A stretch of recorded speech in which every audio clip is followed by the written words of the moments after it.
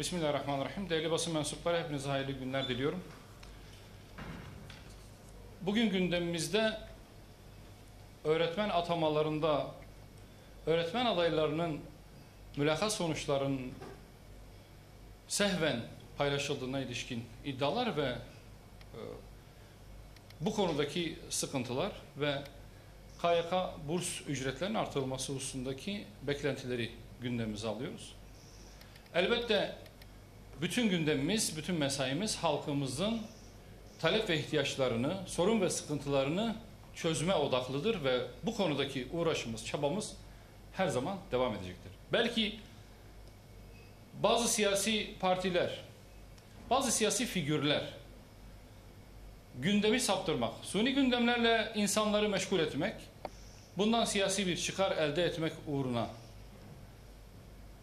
halkın asıl gündemini ıskalayacak bazı ortamlar oluştursa da biz halkımızın gündeminden sapmamaya, halkımızın faydasına olan işleri ve talepleri dile getirmeye devam edeceğiz.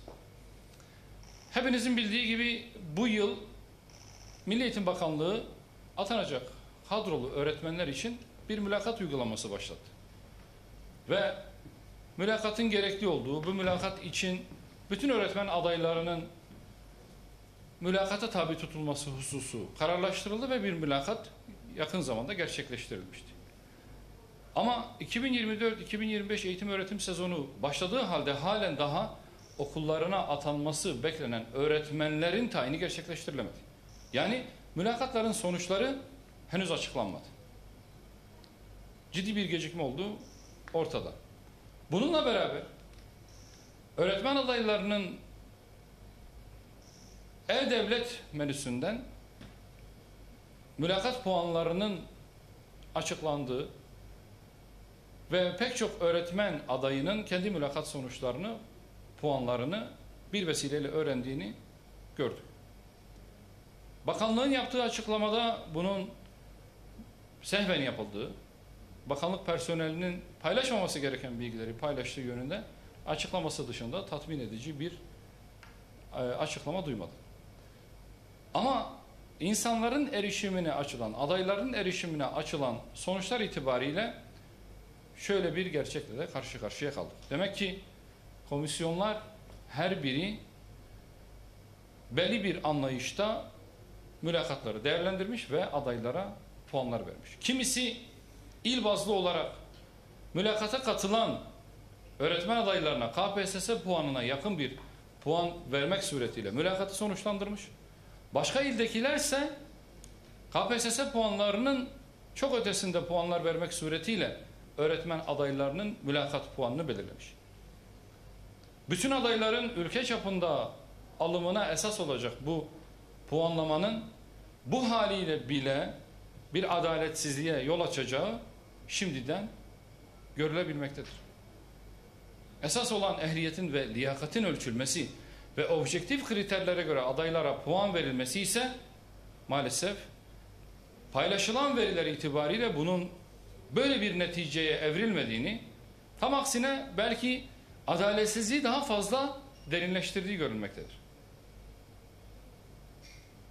Eğitim öğretim sezonu açıldı. Okullar öğretmenlerini, öğretmenler öğrencilerini bekliyor. Bir an önce bu atamaların yapılması, ehliyet, liyakat ve hakkaniyet ölçüsünde bir atamanın yapılmasını biz de bütün öğretmen adayları, bütün milli eğitim camiası ve bütün öğrenciler adına bekliyor ve diliyoruz. Değerli arkadaşlar, geçtiğimiz sene Kredi Yurtlar Kurumu burs miktarı enflasyonun da etkisiyle ciddi bir artışla belirlenmişti.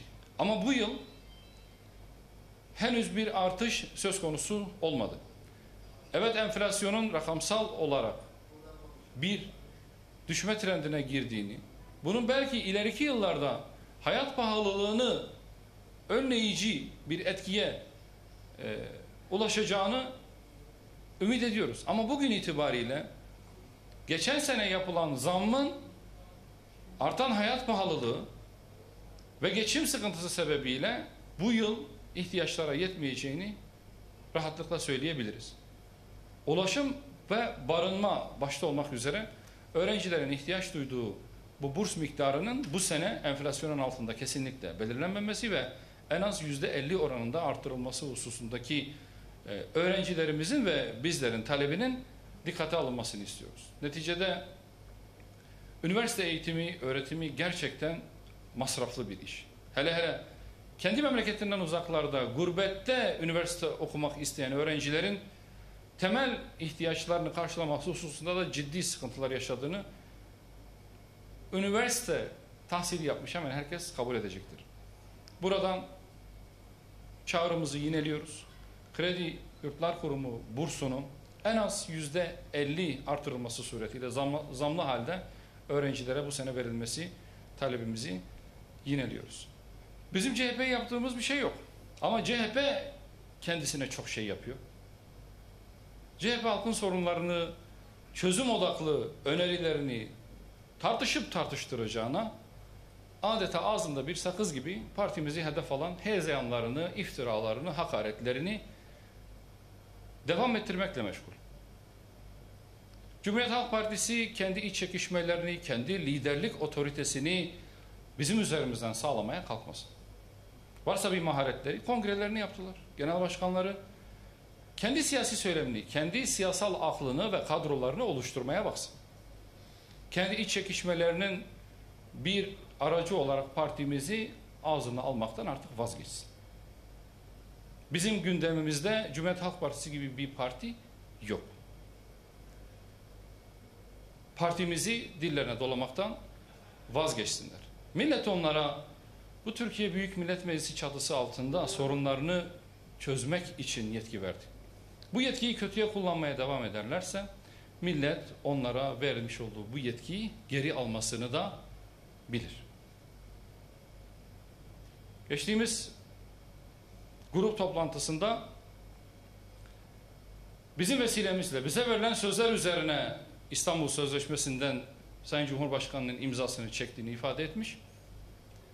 Hem biz hem bu meselede kalem oynatan, bu uğurda çaba gösteren, içine düştüğümüz felaketin artık son bulmasını isteyen, kadına şiddeti önleme bahanesiyle batıdan ithal, arkaik ve çürümüş ideolojileri, sapkın anlayışları dağıtmaya çalışan ve bu anlayışları toplum içerisinde yaymaya çalışan İstanbul Sözleşmesi'nden çıkılmasında biz dahil her kimin emeği varsa Allah onlardan 1000 kere razı olsun. Biz milletimizin faydasına bir iş yapmış olduk. Kadına yönelik şiddeti önleyebiliriz. Bizim medeniyetimiz, medeniyet değerlerimiz, aklımız, fikrimiz buna müsait. Buna yeter. Kadına yönelik şiddetin sebeplerini araştıralım dediğimizde topuklayıp kaçanlar, sağır numarası yapanlar, kör numarası yapanlar, kadına yönelik şiddetin oluşturduğu sonuçlar üzerinden tepinmeyi de bir maharet olarak görüyor. Hodri meydan. Bugüne kadar kadına yönelik şiddeti bir sakız gibi adeta ağzında geveleyenler, çiğneyenler. Gelin bir komisyon kurarım, kadına yönelik şiddetin sebepleri üzerinde bir araştırma yapalım. Bu kadar üniversitemiz var, bu kadar sivil toplum kuruluşu var, bu kadar sözde yazar, çizer var. Hiçbirinin bugüne kadar aklına bunun sebepleri neler? Bir toplumsal çalışma yapalım, saha araştırması yapalım. Mahkeme dosyalarını inceleyelim. Savcılık soruşturmalarına bir bakalım. Mağdurlarla görüşelim, faillerle görüşelim. Ve kadına yönelik şiddetin sebeplerini bulalım, ona yönelik bir tedavi geliştirelim dediğini duymadım. Varsa yoksa kalıplaşmış ideolojik ezberleri tekrar etmek. İdeolojik ezberleri tekrar etmekle biz kadınları koruyamıyoruz. Biz çocukları da koruyamıyoruz. Gençliğimizi muhafaza edemiyoruz. Eğer samimiyseniz hodri meydan, gelin bunların sebepleri üzerinde bir araştırma yapalım. Ve sebebi her ne çıkarsa çıksın, şimdiden söz verelim. O sebepleri ortadan kaldırmanın hal çaresine bakalım. Ama sebeplerle yüzleştiğimizde de kaçmak yok. Altından alkol bağımlılığı çıktığında alkolizmle mücadeleye var mısınız? Yok musunuz? Siz onu söyleyin. Altından kumar illeti çıkarsa kumarla mücadele etmeye var mısınız? Yok musunuz? Siz bize onu söyleyin. Altından gayri ahlaki yaşam tarzı çıkarsa bununla mücadele etmeye var mısınız? Yok musunuz? Gelin siz onu söyleyin. Ve bizim bilmediğimiz, bilemediğimiz, tespit edemediğimiz her ne sebep varsa onunla mücadele etmeye biz varız. Buradan söz veriyoruz. Hodri meydan diyoruz. Artık cambaza bak oyunundan CHP'nin vazgeçmesi lazım. Kendi içinde bir iktidar mücadelesi varsa, kendi parti içerisindeki hegemonyasını, hükümranlığını, hakimiyetini tahkim etme niyeti varsa bunu kendi usulü dairesinde Cumhuriyet Halk Partisi ve Genel Başkanı yapabilir. İkide bir de partimizi ağzına alarak bizi de meşgul etmesin, bu toplumu da meşgul etmesin. Çünkü bizim Cumhuriyet Halk Partisi ve onun hezeyanlarıyla boşa geçirecek vaktimiz yok. Millet bize buraya kendi sorunlarını çözmek için gönderdi. Bu yetkiyi bize bunun için verdi. Biz bunun bilincindeyiz ve bunun için sonuna kadar mücadele etmeye de varız.